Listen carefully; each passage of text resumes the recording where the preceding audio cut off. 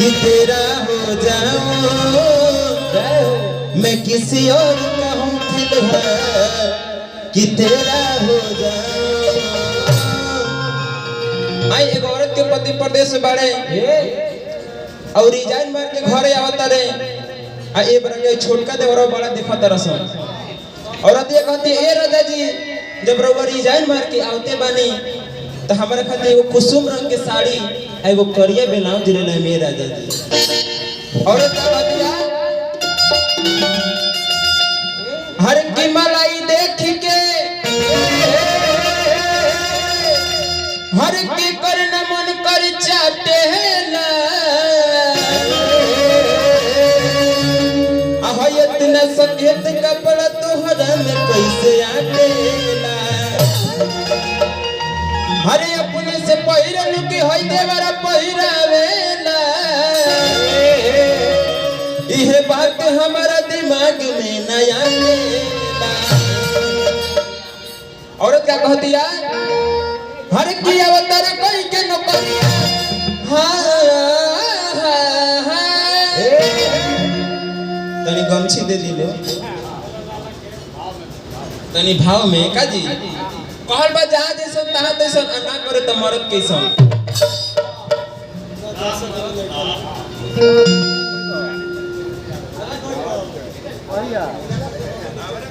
औरत क्या कहतिया हर की अवतार कोई के नौकरिया हर जग कीन ली हो तू बदरिया कुसुम राजा जी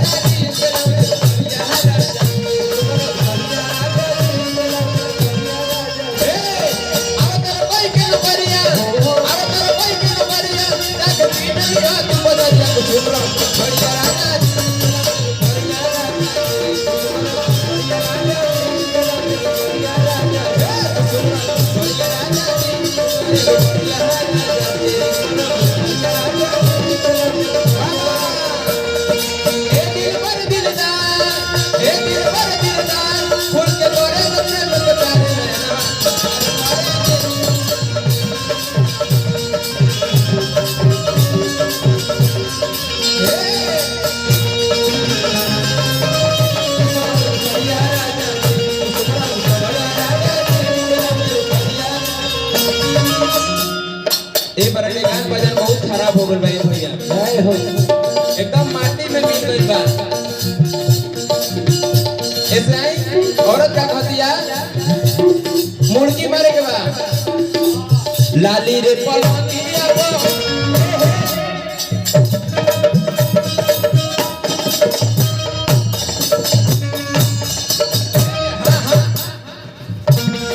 औरत का कहतिया लाली रे पलंगिया को से दिया के साई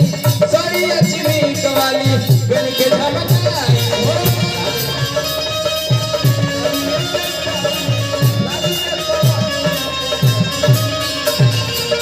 और यार क्या कहतिया लाली रे पलंगिया पर हर से जिया के साई वाली बन के धमकाई हो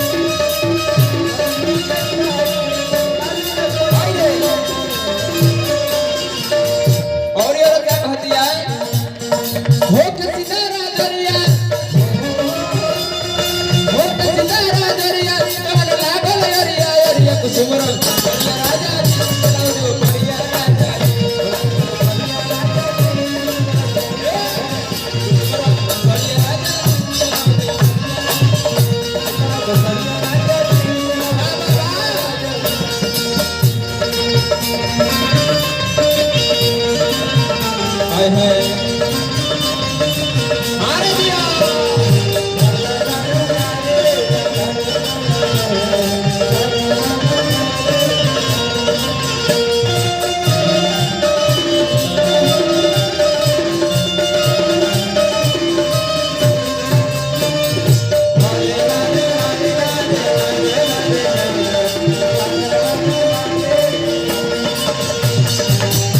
क्या बात है।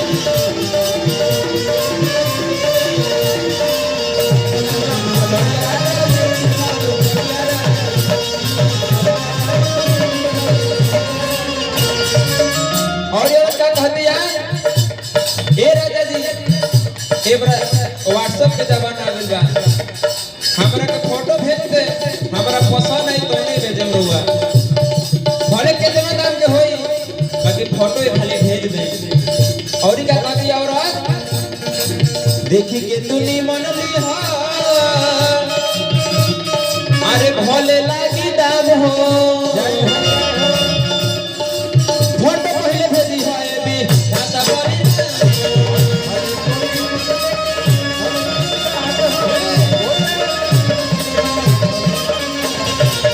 रुक जाई ए बार के गान बजन बा एगो गाना रे भैया अरे की बानी हम न होइले आज शैम्पू से